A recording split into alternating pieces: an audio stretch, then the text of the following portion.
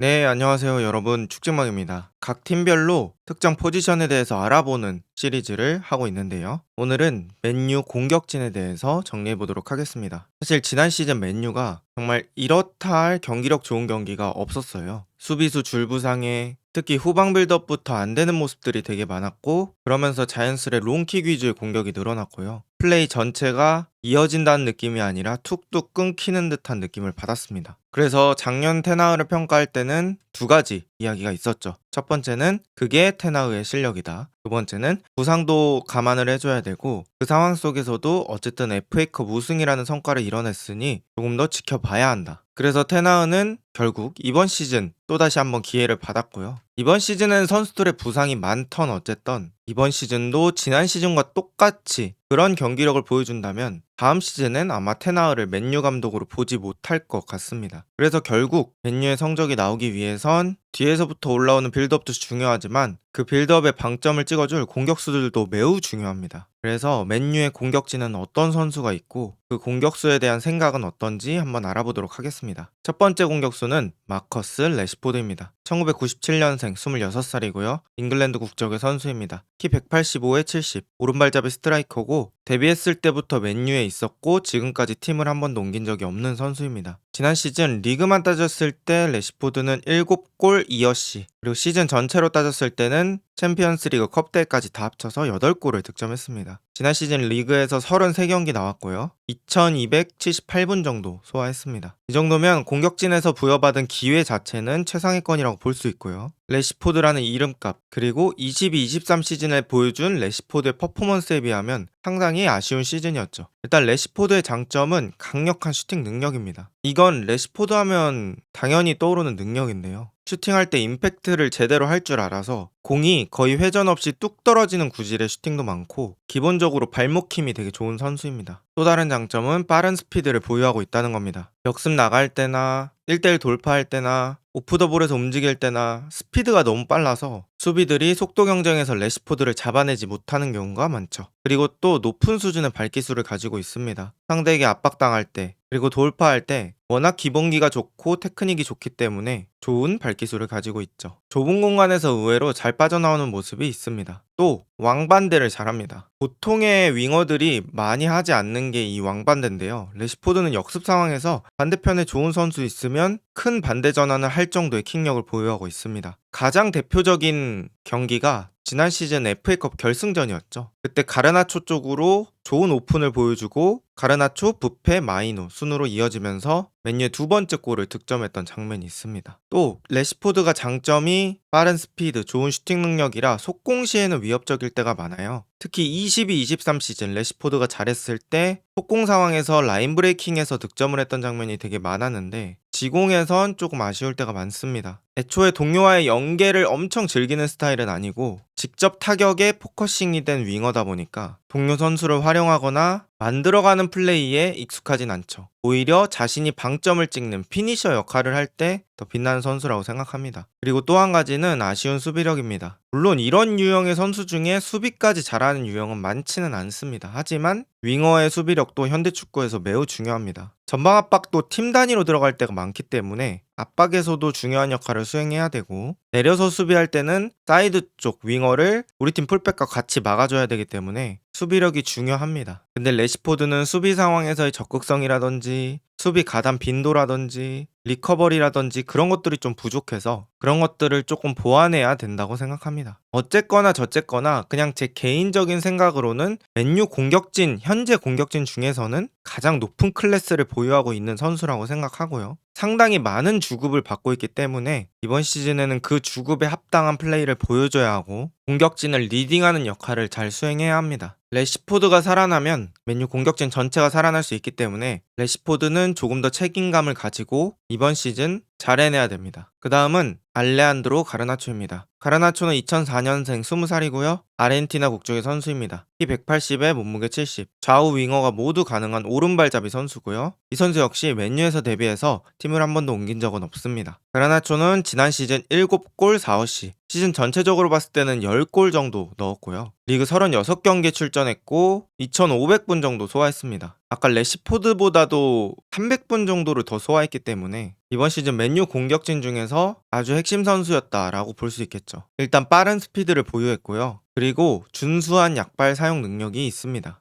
패스할 때나 슈팅할 때나 돌파할 때나 왼발을 꽤나 잘 사용하고 이번 커뮤니티 실드에서 득점을 할 때도 왼발로 득점을 했죠. 또 1대1 돌파 능력이 좋습니다. 가다가 템포를 늦춰놓은 뒤에 직접 슈팅하는 안쪽으로 파고드는 게 아니라 골라인 쪽으로, 즉 니어 쪽으로 몰고 가는 그런 돌파 능력이 저는 아주 눈에 띄었고요. 그리고 좌우 모두 가능한 멀티성이 있습니다. 하지만 이런 가르나초의 최대 단점은 부족한 마무리 집중력입니다. 사실 가르나초가 1대1 돌파 같은 거는 성공하는 경우가 되게 많거든요. 그래서 측면 수비들이랑 1대1 싸움에서 벗겨낸 뒤에 슈팅 찬스가 열리거나 패스할 기회가 열리는데 그때 마무리 집중력이 너무 부족합니다. 슈팅이 뜨는 경우도 많고 공이 제대로 임팩트 되지 않아서 떼굴떼굴 골키퍼 앞으로 굴러가는 경우도 많고 패스할 때도 갑자기 판단이 흔들리거나 패스의 구질이 안 좋거나 이런 장면들이 많습니다. 아직 가르나초 2004년생 아주 어린 선수입니다. 나이에 비해서 잘하는 건 맞습니다.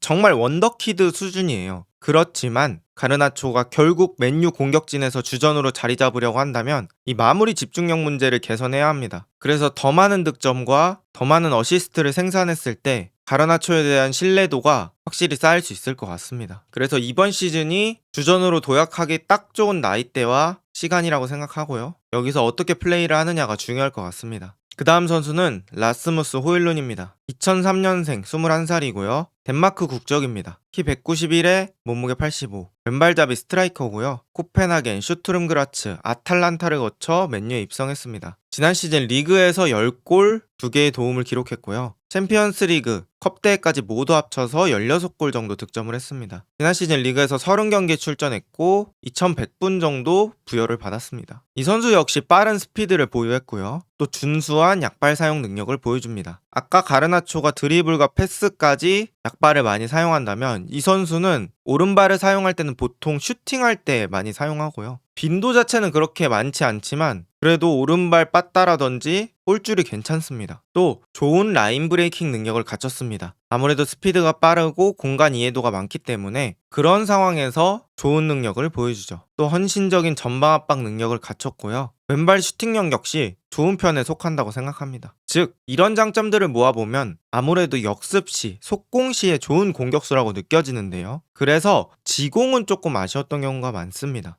예를 들면 아직 어리기 때문에 등지기에 대한 노하우, 등지고 힘싸움 하는 거에 대해서 조금 더 성장할 필요가 있고요. 공중볼 역시 키에 비해서는 약한 편입니다. 그래서 헤더 경합이라든지 득점이라든지 조금 더 늘려줄 필요가 있고요. 연계 능력 역시 기본적으로 뒤에 밀어주는 거 정도는 괜찮은데 발등이나 발 뒤쪽, 뒤꿈치 이런 것들을 사용해서 연계하는 그런 높은 수준의 연계는 조금 더 보완해야 할 것 같습니다. 이런 것들을 다 보완한다면 완성형 공격수라고 볼 수 있습니다. 그리고 저는 호일룬에게 그래도 가산점을 주고 싶은 게 뭐냐면 맨유가 공격 시퀀스에서 윙어들이 직접 마무리하는 경우가 많습니다. 맨유는 윙어들이 도움을 주는 플레이메이커형 윙어라기보다는 윙 포워드에 가까운 선수들이 많기 때문에 호일룬에게 오는 패스도 좀 적었고 호일룬 맞춤 공격도 아니기 때문에 그런 상황 속에서 리그 10골을 넣은 건 충분히 칭찬할 만하다고 생각합니다. 그래서 첫 시즌은 이 정도면 괜찮게 해줬다라고 볼 수 있고요. 가장 중요한 건 부상이죠. 또 호일룬이 맨유에 오기 전에도 부상을 당해서 데뷔를 시즌 초부터 바로 못했고 이번 시즌 초반 역시 부상으로 좀 결장하고 시즌을 보낼 것 같습니다. 그래서 호일룬은 부상 관리 잘해야 되고요. 첫 시즌 괜찮게 보냈기 때문에 이 흐름을 이어서 두 번째 시즌은 조금 더 주전 공격수다운 모습을 보여주면 좋을 것 같습니다. 그 다음 선수는 안토니입니다. 안토니는 2000년생 24살 브라질 국적의 선수고요. 키 174, 몸무게 63kg, 왼발잡이 윙어입니다. 상파울루, 아약스, 맨유에서 뛰었고요. 지난 시즌 1골 1어시를 기록했습니다. 시즌 전체로 따지면 FA컵, 챔스 이런 거 다 합쳐서 3골 정도 득점했고요. 리그에서 29경기를 뛰었는데 1300분. 완전한 주전은 아니었고요. 테나흐가 안토니를 시즌 초반 중반까지는 꽤 많이 기용하다가 후반부터는 조금 더 안토니 출전의 빈도를 낮추고 안토니를 서브 멤버로 활용하는 빈도가 많았습니다. 안토니는 성실한 수비 가담을 보유하고 있습니다. 그래서 예를 들면 안토니, 호일룬, 가르나초 이렇게 3톱을 형성해서 상대에게 강한 전방 압박을 가해야 할 때 전방 압박 요원으로 사용되는 경우가 있고요. 또 드리블도 가끔가다 번뜩이는 드리블이 있습니다. 하지만 성공률이 많이 낮아요. 또 피지컬도 많이 부족하다고 느껴지는데요. 공을 좀 끄는 경향이 있어서 테크닉 싸움, 드리블 싸움에서 점점 피지컬 싸움으로 전환되는 시점이 생깁니다. 결국 원하지 않는 피지컬 싸움을 하게 되거든요. 공을 가진 시간이 오래되면 상대가 슬금슬금 접근해 오고 그때 뭐 몸으로 밀거나 그렇게 하면서 피지컬 싸움으로 진입하게 되는데 이런 상황들을 안토니 본인이 자초하는 듯한 플레이를 할 때가 많습니다. 그래서 돌파가 여의치 않은 상황에선 그냥 주고 움직이고 개인기가 필요한 순간에만 개인기를 하면 되죠. 하지만 그런 판단 같은 부분에서 아쉬운 점들을 많이 노출하면서 프리미어리그에서 뛸 정도가 맞는가? 라는 의구심이 들 때가 많습니다. 또한 약발 사용 빈도가 너무 낮습니다. 이것도 안토니의 드리블이 통하지 않는데 기여를 하는 부분인데요. 기본적으로 선택지의 증가는 파괴력의 증가입니다. 안토니가 오른발도 사용할 수 있다면 그만큼 상대 수비는 고려해야 할 선택지가 많아지고 그랬을 때 안토니가 심리적으로 유리한 위치에 서 있으면서 드리블도 그 심리를 이용해서 더 잘 칠 수 있겠죠. 하지만 약발 사용 빈도가 적기 때문에 결국 수비 입장에서는 왼발만 보면 된다 라는 생각으로 접근이 되겠죠. 당연히 쉬운 디펜스가 나올 수밖에 없습니다. 또 안정적인 기본기량 유지가 필요한데요. 안토니가 지난 첼시 원정 거기서 아웃프론트로 가르나초한테 어시스트 한 적 있거든요. 내지는 FA컵에서 터닝슛 리버풀 상대로 그런 것들이 있지만 그런 번뜩임보다 저점일 때 너무 보이지 않습니다. 번뜩임은 일부고 기본적인 기량이 아쉬울 때가 너무 많아요. 그래서 저점을 높이는 그런 것들이 필요할 것 같습니다. 아무래도 이번 시즌 서브로 많이 활용될 것 같은데 사실 오른쪽 윙어는 완전 붙박이라기보단 여러 선수가 바뀌면서 플레이를 하기 때문에 안토니 스스로도 좋은 모습을 보여줘야 맨유에서 살아남을 것 같습니다. 그 다음은 제이든 산초입니다. 산초는 2000년생 24살이고요. 잉글랜드 국적의 선수입니다. 키 180, 몸무게 76에 오른발잡이 윙어입니다. 도르트문트에서 맨유로 왔고 이번 시즌 겨울에는 또 도르트문트를 잠깐 갔다 왔습니다. 겨울에 도르트문트로 넘어가서 리그에서 2골 2어시 그리고 시즌 전체로 따졌을 땐 3골 정도 득점을 했고요. 도르트문트의 출전 시간만 따졌을 때는 954분 정도 소화했습니다. 기본적으로 동료와의 연계를 즐겨하는 스타일입니다. 또 패스 능력도 괜찮고요. 좋은 발기술을 가지고 있습니다. 상대를 탈압박하는 드리블 능력은 좋습니다. 즉 산초가 상대 쪽으로 전진하면서 뚫는다기보단 상대에게 압박이 들어오는 순간 내지는 상대가 태클이 들어오는 순간에 그걸 빠져나가는 드리블은 괜찮습니다. 하지만 상대가 기다리고 있는 상황에서 상대를 뚫는 드리블은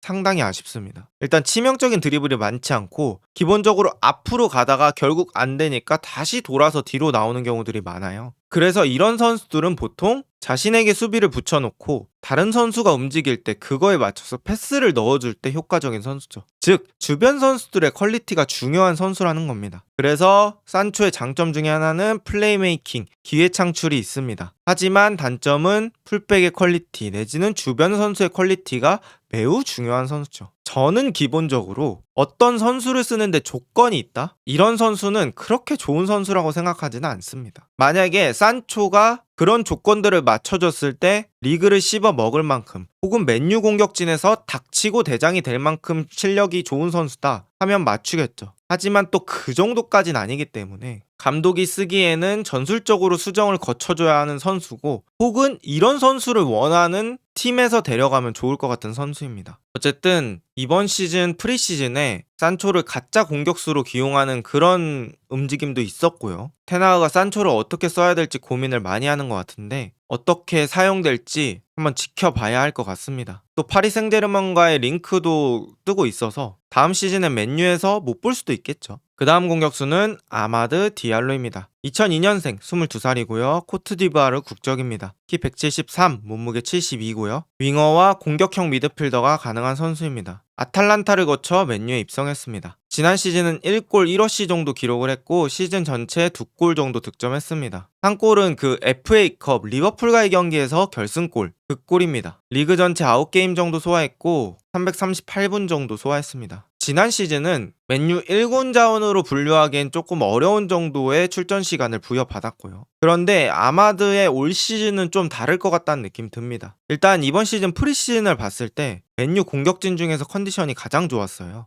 아마드는 지공 상황에서의 연계 능력, 1대1 돌파 능력, 찬스 메이킹 능력, 강력한 왼발 슈팅 능력, 윙어 내지는 윙포워드로서 갖춰야 할 능력들이 골고루 분배되어 있는 선수고요. 한마디로 다재다능하고 툴이 많은 선수라고 볼 수 있습니다. 또 준수한 공 간수 능력을 가지고 있어서 맨유가 속공만 할 때뿐만 아니라 이런 지공 상황에서도 적극적으로 활용할 수 있는 선수가 아마드라고 생각합니다. 아마드는 이번 커뮤니티 실드에서도 주전으로 나왔기 때문에 테나흐가 이번 시즌에는 조금 더 많은 기회를 부여할 것으로 예상이 되는데요. 이렇게 많은 맨유의 윙어들 사이에서 테나흐가 얼마나 기회를 주느냐에 따라서 아마드의 올 시즌이 달라질 것 같습니다. 또 제가 개인적으로 왼발잡이 선수를 좋아한다고 말씀드렸는데 지금 제가 평가한 이 내용은 왼발 가산점이 들어가지 않은 정도의 내용입니다. 왼발 가산점 들어가면 더 칭찬을 할 수 있지만 어쨌든 이번 시즌에 맨유 공격진에서 가장 기대가 되는 선수 저는 아마드라고 생각합니다. 그 다음 선수는 조슈아 지르크지입니다. 2001년생 23살이고요. 네덜란드 국적의 선수입니다. 키 193, 몸무게 89고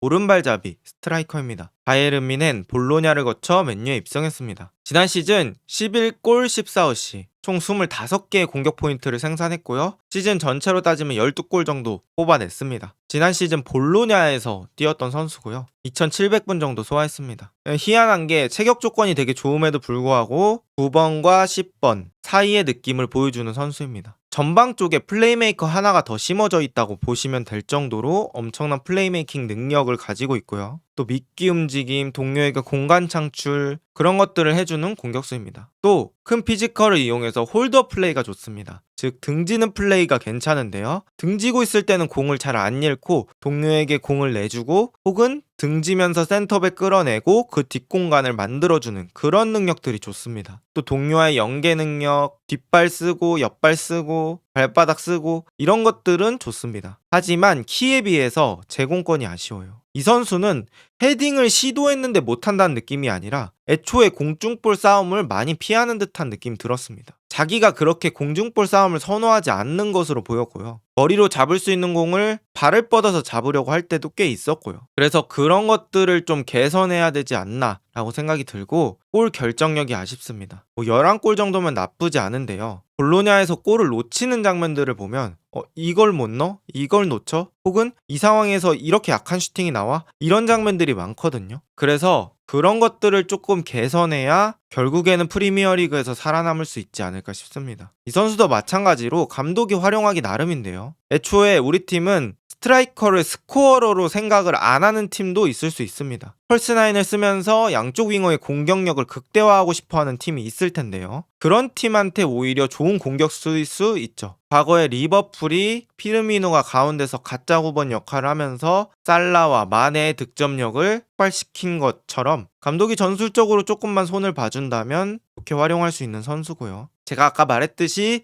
어느 정도 조건이 있는 선수이기 때문에 조건 없이도 잘할 수 있게 득점력을 늘려줘야 하는 선수입니다. 어쨌든 이번 시즌 영입했으니까 프리미어리그에서 어떻게 뛸지 너무나도 기대가 되는 선수입니다. 그 다음 선수는 파쿤도 펠리스트리입니다. 2001년생 22살이고요. 우루과이 국적의 선수입니다. 키 174, 65kg 정도의 체형을 가지고 있고 오른발잡이 윙어입니다. 페냐롤이란 팀을 거쳐서 맨유에 입성했습니다. 지난 시즌 그라나다로 임대를 갔던 선수인데요. 2골 1어시를 기록했고 그라나다에서 1220분 정도 소화했습니다. 이 선수도 바로 간 건 아니고 전반기는 맨유에서 소화하다가 겨울에 그라나다로 반 시즌 정도 임대를 갔다 왔습니다. 이 선수는 국가대표에선 나름 신임을 받고 있는 것으로 보이거든요. 이번 코파 아메리카에서도 대부분의 경기에서 주전으로 뛰었습니다. 우루과이 주전, 라이트 윙으로 많이 뛰었고요. 직선적인 드리블 능력과 빠른 스피드를 보유하고 있어요. 그리고 오른발잡이에서 정발 윙으로 뛰는 경우가 많은데 터치 라인이라든지 골라인이라든지 그런 라인을 타고 깊게 드리블하는 걸 즐겨하는 유형입니다. 이번 커뮤니티 실드에서 우풀백으로 기용되는 모습도 있었거든요. 그래서 혹시나 일단은 공격수로 분류되지만 맨유 풀백 뎁스가 그렇게 좋은 건 아니기 때문에 비상 상황에 혹시나 테나우가 풀백으로 펠리스트리를 생각하는 건가? 라는 추측을 개인적으로 하고 있습니다. 어쨌든 뭐 플레이상의 적극성이라든지 그런 것들은 있지만 결국에는 돌파의 정확도 그리고 어시스트의 정확도 이런 것들을